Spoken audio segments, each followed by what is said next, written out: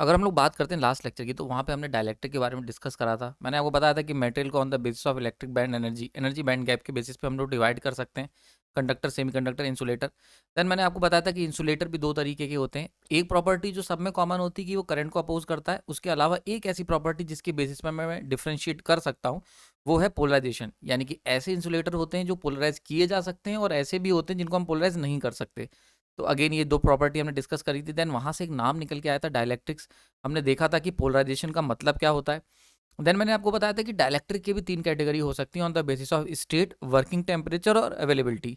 Then finally हमने discuss करा था कि मेन प्रॉपर्टी जो डाइलेक्ट्रिक को डाइलेक्ट्रिक बनाती, तीन वो ऐसी प्रॉपर्टी थी। कौन कौन सी? Dielectric constant, dielectric strength and dielectric losses. Now मैंने आपको ये सारी चीज़ें बताई थी। नाउ आज इस लेक्चर के अंदर, मेरा नाम प्रांजल है और आज हम लोग बात करने वाले हैं डाइलेक्ट्रिक प्रॉपर्टीज़ के बारे में। यानी कि जहाँ कल छोड़ा था वहाँ से आगे आज कंटिन्यू करेंगे। शुरू करते हैं। सबसे पहले अगर हम बात करते हैं डाइलेक्ट्रिक कांस्टेंट की, तो डाइलेक्ट्रिक कांस्टेंट को जरा समझने की कोशिश करते हैं कि आखिर ये होता क्या है।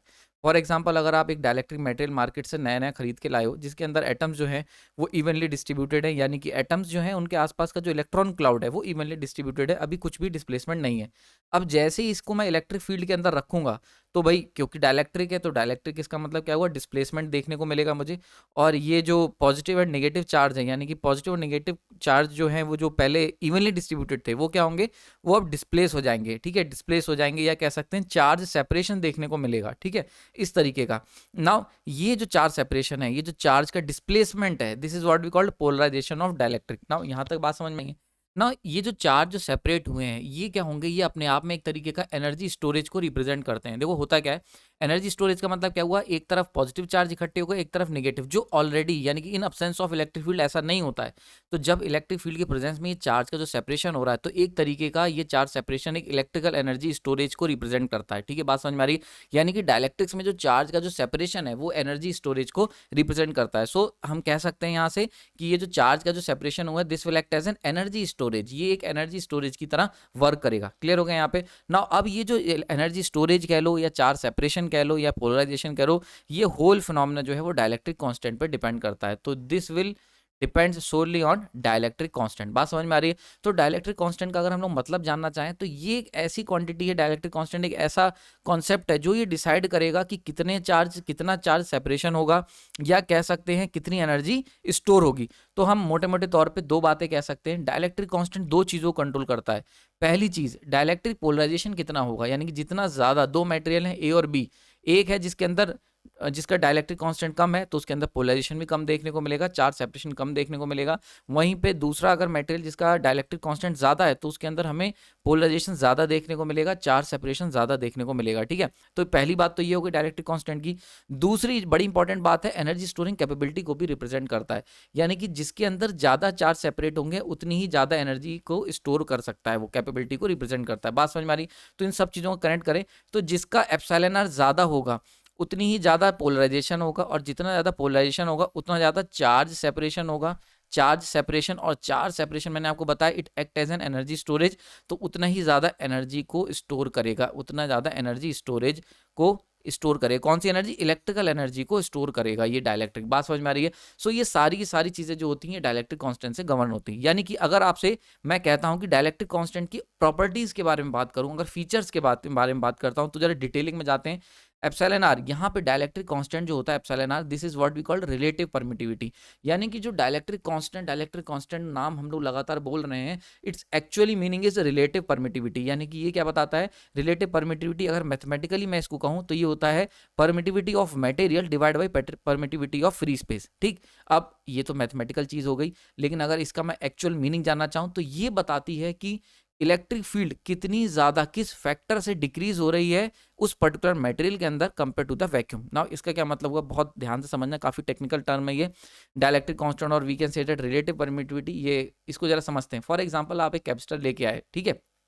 अब कैपेसिटर के अंदर आपने, जैसे ही आपने इसके अंदर सप्लाई कनेक्ट करी, तो एक इलेक्ट्रिक फील्ड यहाँ पे ई सेटअप हो गई। ठीक, ई सेटअप हो गई यहाँ पे। एक मिनट को, कैपेसिटर लेके आए मार्केट से, जैसे ही आपने उसके अक्रॉस वोल्टेज लगाया, तो एक इलेक्ट्रिक फील्ड ई सेटअप हो गई। ठीक है, नाउ ये जो इलेक्ट्रिक फील्ड ई है, ये है, अब यहाँ पे क्या है? इस पर्टिकुलर एरिया में यहाँ पे है एयर। ओके, बात समझ में आ रही है? तो दो चार्जेस, यानी कि एक तरफ पॉजिटिव चार्ज इकट्ठा होगा, ठीक है, और एक तरफ नेगेटिव चार्ज इकट्ठा होगा। ना ये जो दो चार्जेस दोनों प्लेट पे इकट्ठे हैं, इनके बीच में हमने क्या भर रखा है, एयर कह सकते हो, और हम कह सकते हैं वैक्यूम भर रखा है हमने, ठीक है। तो वैक्यूम कह लो या एयर कह लो, यहाँ पे किसी भी तरीके का आपको कैंसिलेशन देखने को नहीं मिल रहा है एक्सटर्नल इलेक्ट्रिक फील्ड का। This is what we called external electric field, ठीक है। तो बात समझ में आ गई। तो ये हो गई परमिटिविटी ऑफ फ्री स्पेस, तो यहाँ पे हमने लिख लिया एप्सिलॉन फ्री स्पेस, ठीक ना। अगर हम बात करते हैं, अगर हम इस कैपेसिटर के अंदर बीच में रख देते हैं dielectric, this is what we called dielectric, ये हमने डाइलेक्ट्रिक मेटेरियल भर दिया। अब क्या होगा, जो एक्सटर्नल फील्ड थी ई, ठीक, ई एक्सटर्नल। नाउ अब डाइलेक्ट्रिक के अंदर प्रॉपर्टी होती है पोलराइज होने की, अपने आप को पोलराइज करने की। तो जैसे ही हम लोग इसके अंदर हम लोग डाइलेक्ट्रिक रखेंगे तो ये पोलराइज हो जाएगा, पोलराइज होकर अपोजिट डायरेक्शन की एक फील्ड जनरेट करेगा, ठीक है। This is what we called E internal. तो अब देख सकते हो कि एक्सटर्नल फील्ड जो थी उसके मुकाबले उसको अपोज करने के लिए एक अंदर से एक ई इंटरनल आ गई है, ठीक है। बात समझ में आ गई। तो अब जो नेट इलेक्ट्रिक फील्ड होगी, अगर मैं पूछता हूँ आपसे ई नेट, तो वो कितनी हो जाएगी, वो हो जाएगी E external minus E internal, ठीक है। So this is what we called decrease in net electric field. तो ये समझ में आ गई बात ये। अब ये क्यों हो रहा है, ड्यू टू पोलराइजेशन, ठीक है। तो पोलराइजेशन की वजह से हो रहा है। तो ये फैक्टर यानी कि factor by which the electric field between the charges, यानी कि ये दोनों प्लेट के बीच की जो इलेक्ट्रिक फील्ड है वो डिक्रीज होगी रिलेटिव टू वैक्यूम, यानी कि वैक्यूम में तो कुछ भी किसी भी तरीके का डिक्रीमेंट नहीं हो रहा था। अगर मैं तुमसे पूछता वैक्यूम में भाई ई नेट कितना है, तो तुम डायरेक्टली आंसर दे देते सर वो तो ई एक्सटर्नल के बराबर है। समझ में आ रहा है।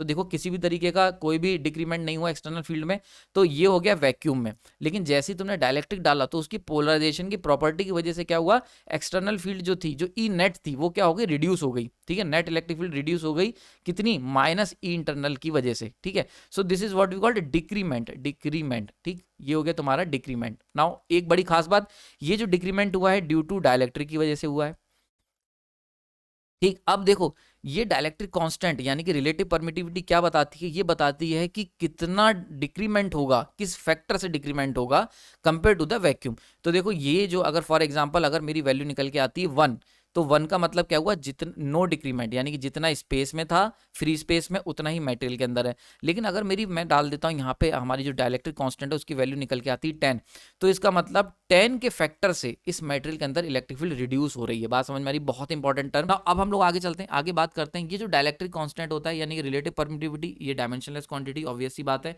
क्योंकि डायमेंशनलेस क्यों है, क्योंकि अगेन ये एक रेशियो है, तो इसीलिए ये क्या है, डायमेंशनलेस क्वांटिटी है। ये चीज क्लियर हो गई यहाँ पे।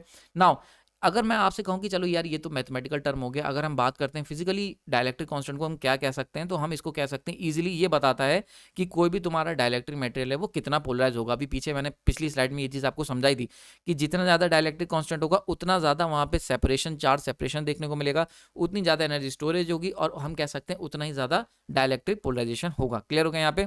नाउ इसकी जो रेंज होती है डाइलेक्ट्रिक कांस्टेंट की, वो जनरली 1 से लेकर 10,000 के बीच में होती है। 1 यहाँ पे होती है वैक्यूम की, और 10,000 होती है स्पेशल केस में, मतलब बेस्ट कह सकते हो डायलैक्ट्रिक्स की। जैसे कि फॉर एग्जांपल सर्टेन सिरेमिक्स हो गए, सारे सिरेमिक्स नहीं, कुछ स्पेशल सिरेमिक जो होते हैं उनकी होती है। क्लियर हो गया यहाँ पे। एक और बड़ी प्रॉपर्टी होती है, अगर मैं पूछूं आपसे डाइलेक्ट्रिक कांस्टेंट किस पे डिपेंड करता है, तो डाइलेक्ट्रिक कांस्टेंट अल्टीमेटली दो चीजों पे डिपेंड करता है, फ्रीक्वेंसी एंड टेम्परेचर पे।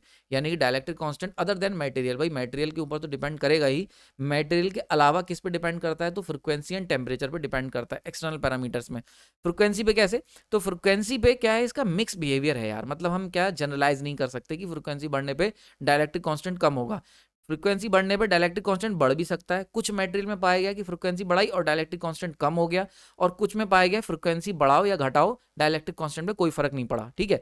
तो ऐसे मटेरियल जिनके अंदर फ्रीक्वेंसी बढ़ाने पे हमारा डाइलेक्ट्रिक कांस्टेंट बढ़ जाता है, इस तरीके के मटेरियल का एग्जांपल हो गया ग्लास, ठीक, बहुत ध्यान से समझना।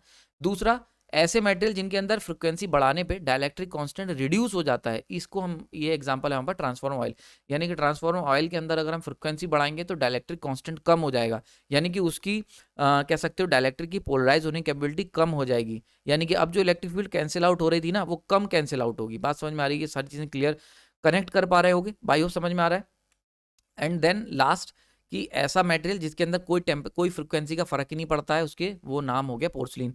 यानी कि जो तुम वो देखते हो कंडक्टर, यानी कि जो ट्रांसमिशन लाइन के अंदर जो पोर्सलिन के इंसुलेटर देखते हो, उसका डाइलेक्ट्रिक कांस्टेंट पे कुछ खास फर्क नहीं पड़ता है फ्रीक्वेंसी का, यानी कि वो कांस्टेंट लगभग कांस्टेंट रहते हैं। आई होप समझ में आ गया होगा। नाउ नेक्स्ट हम लोग बात करते हैं डाइलेक्ट्रिक स्ट्रेंथ की। एक प्रॉपर्टी समझ में आ गई, डाइलेक्ट्रिक कांस्टेंट क्या होता है। नाउ डाइलेक्ट्रिक स्ट्रेंथ की बात करते हैं। ये क्या बताता है, ये बेसिकली बताता है कि डाइलेक्ट्रिक की ताकत कितनी है, यानी कि जो भी तुम डाइलेक्ट्रिक लेके आ रहे हो वो कितना स्ट्रांग है। नाउ इसका क्या मतलब हुआ, स्ट्रांग का क्या मतलब हुआ, तो इसको जरा समझ लेते हैं। स्ट्रेंथ का मतलब हो गया maximum volt per unit thickness that a dielectric can sustain before its breakdown, यानी कि ब्रेकडाउन होने से पहले, ब्रेकडाउन होने से पहले एक यूनिट थिकनेस का जो डाइलेक्ट्रिक मटेरियल है वो कितना मैक्सिमम वोल्टेज बर्दाश्त कर सकता है। बात समझ में आ रही, इसको जरा भी समझते हैं। ये तो होगी टेक्निकल लैंग्वेज, अब जरा मैं आपको समझाता हूँ इजी तरीके से। फॉर एग्जांपल मैं यहाँ पे एक कैपेसिटर लाया हूँ जिसके अंदर बीच में डाइलेक्ट्रिक लगा हुआ है और उसके ऊपर मैंने वोल्टेज अप्लाई कर दिया। ये नाउ वोल्टेज जैसे ही अप्लाई करेंगे इलेक्ट्रिक फील्ड आ जाएगी ई। ये जो डाइलेक्ट्रिक मैंने लिया है ये यूनिट थिकनेस का डाइलेक्ट्रिक है, क्योंकि हमें डेफिनेशन को समझना है तो यूनिट थिकनेस का ही मैं डाइलेक्ट्रिक ले रहा हूँ। ठीक, अब देखो क्या करा, इसको जरा अंदर जाके समझते हैं। अब ये जो डाइलेक्ट्रिक है इसका अगर मैं एटम ले लेता हूँ, डाइलेक्ट्रिक का एक एटम, तो generally in absence of electric field ये इस तरीके से होगा ना। जैसे ही मैं इलेक्ट्रिक फील्ड लगाऊंगा इसके अंदर से चार्ज होंगे वो सेपरेट होना शुरू हो जाएंगे, या कह सकते हो डिस्प्लेस हो जाएंगे, पॉजिटिव एक तरफ और निगेटिव एक तरफ। अब मैं इलेक्ट्रिक फील्ड अगर और बढ़ाऊंगा तो ये सेपरेशन और बढ़ जाएगा, डिस्प्लेसमेंट और ज़्यादा इंक्रीज हो जाएगा। ठीक है, तो प्लस और निगेटिव हो गए ना। अगर मैं फर्दर इंक्रीज करता हूँ यानी कि और अगर इलेक्ट्रिक फील्ड बढ़ाता हूँ तो एक समय आएगा कि ये जो निगेटिव चार्ज है ये क्या होगा, ये जंप आउट कर जाएगा। ये जो इलेक्ट्रॉन होगा ये अपने एटम को छोड़ के निकल जाएगा। यानी कि इस बात को समझो, हमने इतनी ज़्यादा एनर्जी दे दी है कि वहां पे जो वैलेंस बैंड का जो इलेक्ट्रॉन था वो कंडक्शन बैंड में पहुंच चुका है। सही है, देखो आपको याद होगा मैंने आपको बताया था कल ही कि जनरली जो इंसुलेटर्स होते हैं उनके बीच में ये होता है conduction band and this one is your valency band. Now अगर हम चाहते हैं कि हमारा जो मटेरियल है वो करंट को कंडक्ट करे, यानी कि इलेक्ट्रिसिटी उसके अंदर फ्लो करे, करंट फ्लो कर जाए, करंट अगर हम चाहते हैं कि इसके अंदर करंट फ्लो करे तो ये जरूरी है कि वैलेंस बैंड का जो इलेक्ट्रॉन है वो must be present in the conduction band. यानी कि कंडक्शन बैंड में अगर प्रेजेंट होगा इलेक्ट्रॉन केवल तभी करंट फ्लो करेगा किसी भी मटेरियल में, चाहे वो कंडक्टर हो, चाहे वो सेमीकंडक्टर हो, चाहे इंसुलेटर हो। तो अब जनरली इंसुलेटर के अंदर क्या होता है, 3 EV से ज़्यादा का गैप होता है। ये जो गैप होता है वो 3 EV से बहुत ज़्यादा होता है, 5 भी हो सकता है, 9 भी हो सकता है। लेकिन अगर हम बात करते हैं फॉर एग्जाम्पल 5 EV का गैप है, अब हम लोग क्या कर रहे हैं, यहाँ पे जो वोल्टेज अप्लाई कर रहे हो this will increase the amount of electric field जो कि हम अप्लाई कर रहे हैं इस एटम के अक्रॉस। अब जैसे जैसे इलेक्ट्रिक फील्ड देखो लगातार बढ़ाते जा रहे हो, तो इलेक्ट्रिक फील्ड बढ़ाने का मतलब क्या हुआ, हम यहाँ के इलेक्ट्रॉन को एनर्जी दे रहे हैं। अब ये जब इलेक्ट्रॉन की एनर्जी इस 3 EV से ज़्यादा हो जाएगी तो यहाँ से इलेक्ट्रॉन जंप करके फाइनली वैलेंस बैंड से जंप करके कंडक्शन बैंड में पहुंच जाएगा। और ये जो फिनोमेना है इसी को मैंने यहाँ पे लिखा हुआ है जंप आउट।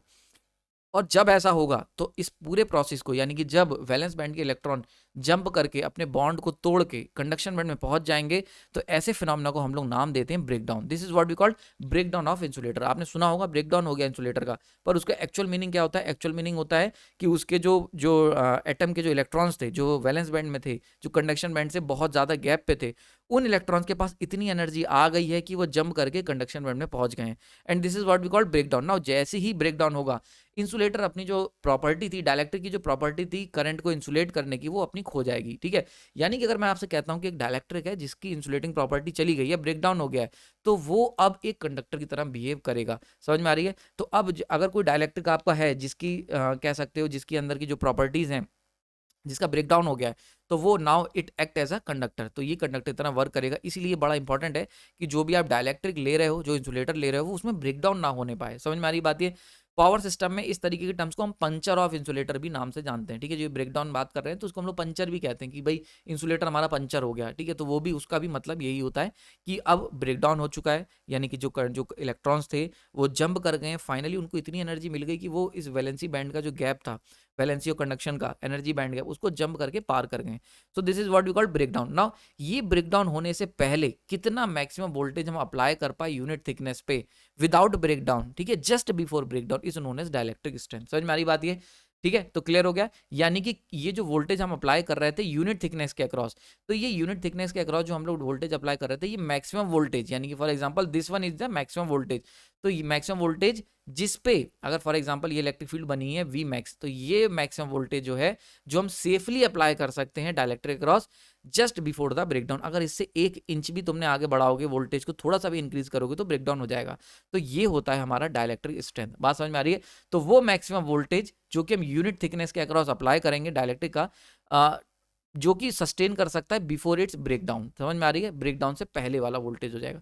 तो ये एक तरीके का कह सकते हो कि रेटिंग होती है डाइलेक्ट्रिक की, जो हमें ध्यान रखना होता है। ये वो लाइन होती है एलओसी जो क्रॉस नहीं होनी चाहिए। ठीक है, नाउ यहाँ पे एक एग्जांपल दे देता हूँ। जनरली फॉर एग्जांपल अगर मैं माइका लेके आता हूँ, डाइलेक्ट्रिक माइका का है, तो उसका जो जनरली ब्रेकडाउन स्ट्रेंथ होती है वो 100 मेगा वोल्ट पर मीटर होती है, पर यूनिट मीटर, ठीक है। यानी कि यूनिट मीटर की थिकनेस का यहाँ पे अगर हम लोग माइका ले रहे हैं, डाइलेक्ट्रिक जो माइका है हमारा, वो अगर यूनिट 1 मीटर की उसकी थिकनेस है, तो 100 मेगा वोल्ट तक का वहाँ पे वोल्टेज हम अप्लाई कर सकते हैं विदाउट ब्रेकडाउन।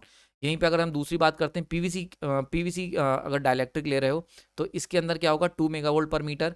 ट्रांसफार्मर अगर ऑयल ले रहे हो तो उसके अंदर होगा 10 मेगा वोल्ट पर मीटर। और वहीं पे अगर हम पोर्सलिन ले रहे हैं, जो कि जनरली हम लोग ट्रांसमिशन सिस्टम में यूज़ करते हैं, तो उसका 5 मेगा वोल्ट पर मीटर होता है। यानी कि सबसे अच्छा अगर हम इन सब के अंदर देखते हैं, तो सबसे ज़्यादा डायलेक्ट्रिक स्ट्रेंथ जो होती है वो माइका की होती है। यानी कि माइका को हम लोग सबसे ज़्यादा स्ट्रॉन्ग कह सकते हो डायलेक्ट्रिक।